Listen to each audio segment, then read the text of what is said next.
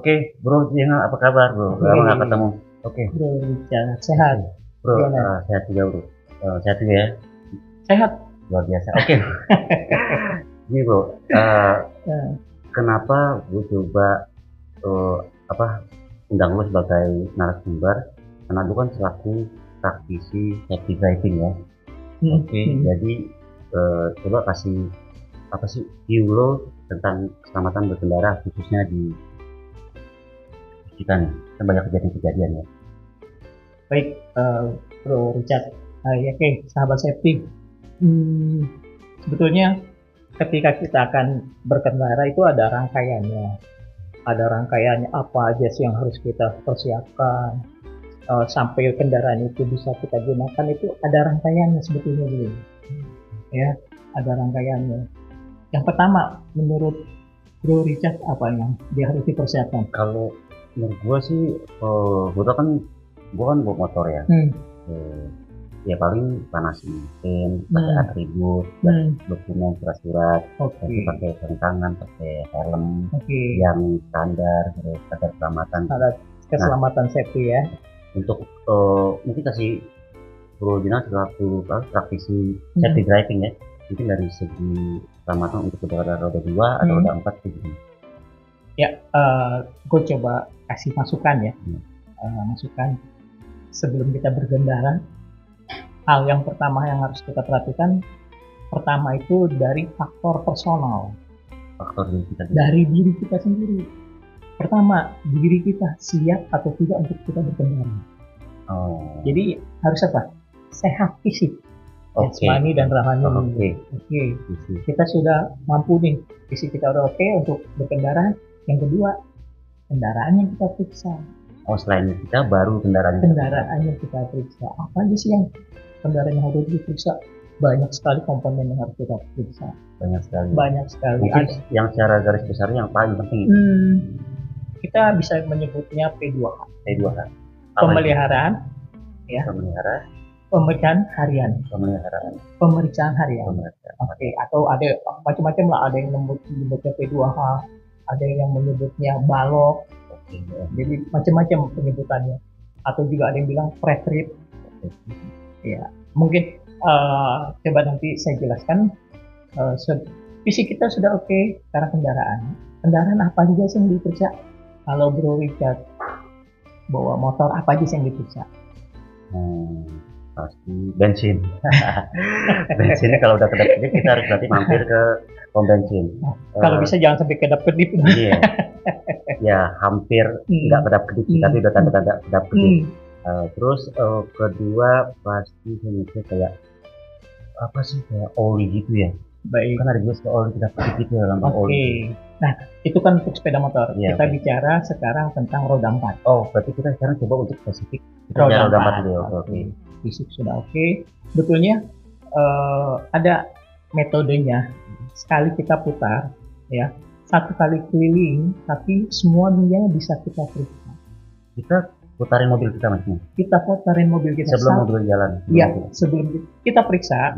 Tapi caranya memutarkan kendaraan. Mungkin selama ini Bro Richard itu sahabat safety kalau periksa kendaraan langsung buka kap mesin. Walaupun itu sebenarnya jarang. Sebelum jalan orang buka kap mesin. Iya, betul. Ini biasanya mungkin buka kap mesin langsung. Ya. Betulnya ada tahapannya.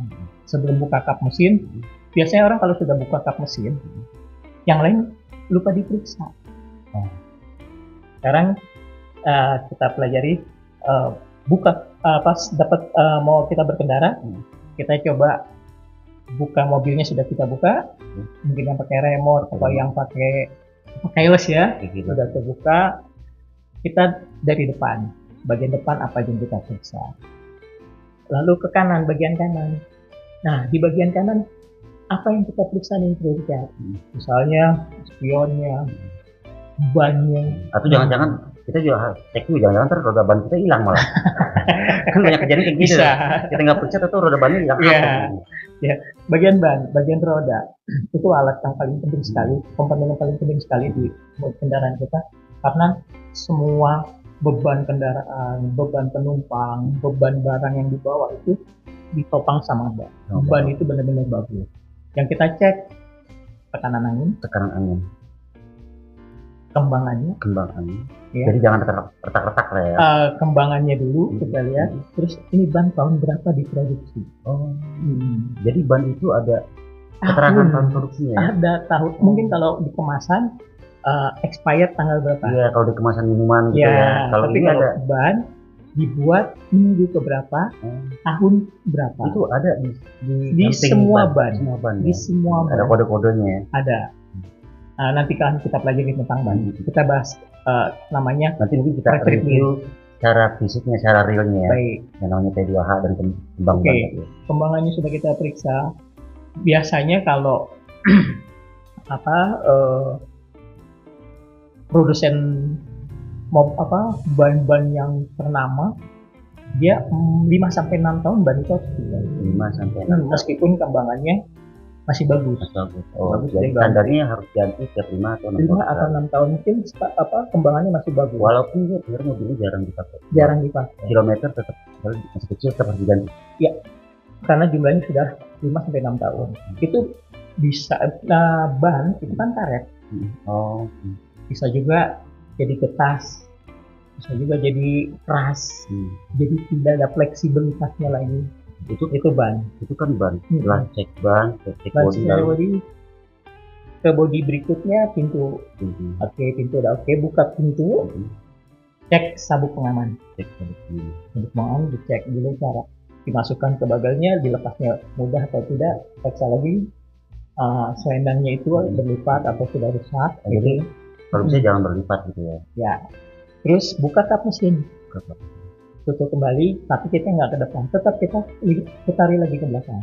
Periksa ban belakang, periksa bagian belakang, lampu-lampu, ban cadangan, kiri masih lengkap gitu ya. Iya, kiri bannya juga diperiksa lagi depan, baru ke bagian depan. Baru ke kap mesin. Buka kap mesin. Di kap mesin apa yang kita periksa di ruang bakar? Di situ ada oli mesin, ada oli personnel, air radiator, air aki. Olinya itu ada dulu ada ular gitu. Kan suka ada juga binatang ada masuk ke dalam kap mesin. Ada tikus ya. Iya, tikus. Ya, makanya kita harus terus air radiator, air wiper. Terus mungkin yang masih menggunakan minyak power steering. Tapi kan ada beberapa kendaraan yang sudah mulai pakai IPS, electric power steering. Jadi tidak lagi menggunakan minyak power steering, dia pakai electric power steering. Mungkin yang periksa aki, yang masih aki basah, ya lihat air akinya tuh. Nggak boleh ketika ngisi air aki juga nggak boleh lebih, karena kalau lebih ada uapannya bisa kepala akinya bisa berkarat. Berarti ini yang tadi disebut ngobrol channel tuh harus harian? Bisa setiap hari. Kalau males minimal seminggu 2 kali. Ya. Oke. Jadi kayaknya lebih masuk akal tuh kalau seminggu 2 kali. Kalau tiap hari tuh kayaknya mungkin sobat safety masih mikir-mikir juga ya. Tapi untuk safety-nya sih emang standarnya tiap hari ya. Itu tadi udah bagian luar, sekarang kita ke bagian dalam kabinnya. Udah kita tutup, ya udah kita periksa semua, oke, tutup. Nanti akan kita praktekkan yang namanya P2H. Bagian dalam apa yang kita periksa? Cara duduknya, kita terhadap skill seperti apa? Nanti kita pelajari, kita praktekkan secara. Itu sebetulnya yang kita periksa setiap hari. Apalagi Ibu Richard tanyakan? Itu kan tadi kita bahas sebelum mesinnya dinyalain. Nah sekarang ketika mesinnya dinyala apa? Ada prosedur menyalakan mesin.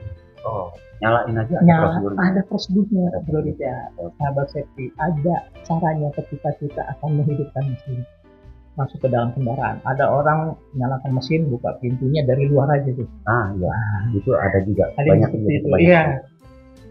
Ada beberapa kendaraan sekarang kalau yang manual, kalau koplingnya nggak diinjak, dia nggak mau di starter.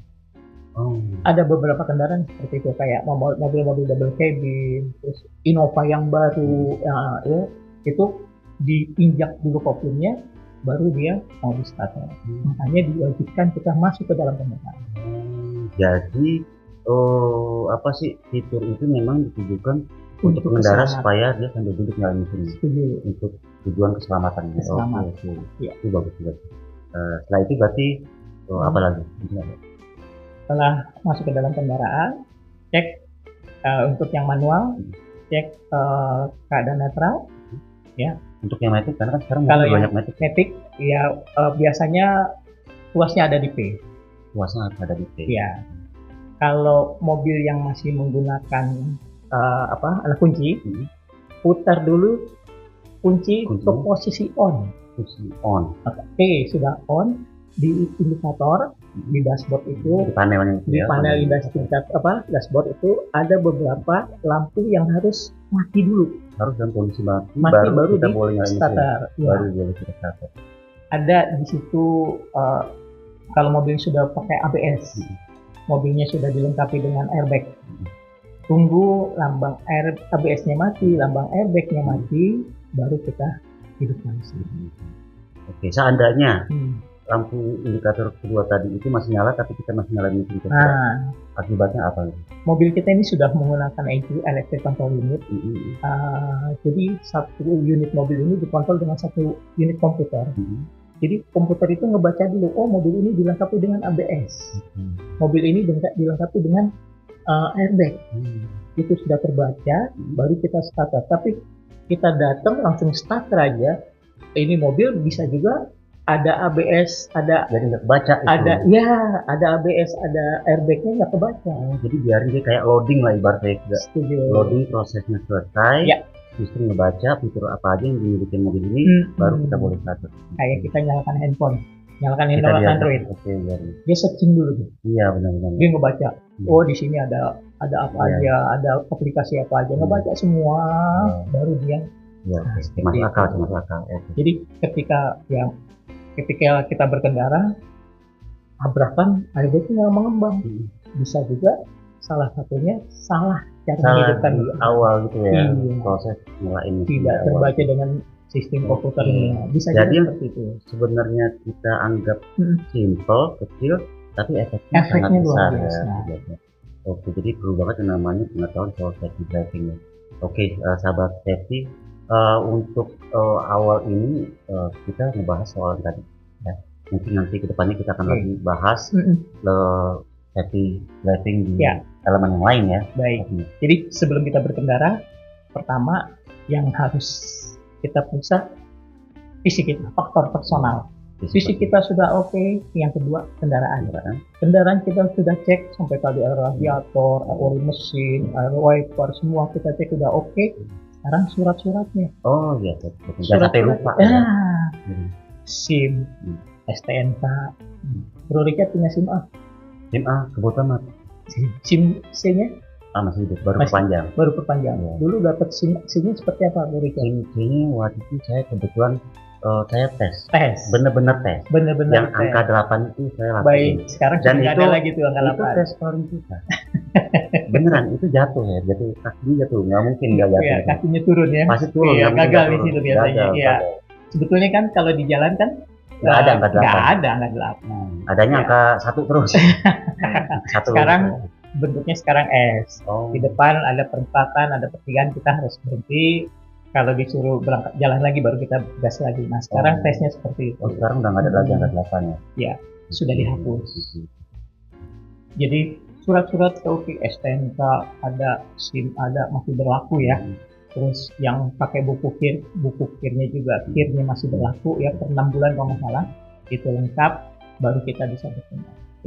Nanti mungkin untuk pembahasan kir atau apa ya, mobil jenis lain, MPV atau mobil apa, atau kendaraan roda 2 nanti kita akan bahas segmen berikutnya ya. Siap.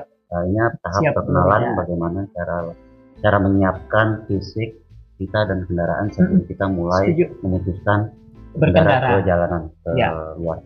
Mental. Ya, karena di jalan raya tuh nggak hanya kita yang dirugikan. Ada yang baru bisa ada di jalan raya. Tukang somai ada di jalan raya. Banyak sekali. Pengguna sepeda yang sudah mahir, yang ugal-ugalan, semua ada di jalan raya. Nah, itulah butuhnya kita defensive driving. Dulu ngomongnya safety driving, sekarang defensive. Oke, kan namanya defensive.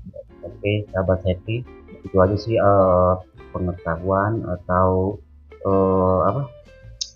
sharing knowledge tentang defensive driving dari Bro Zainal. Kebetulan praktisi defensive driving, namanya udah berubah.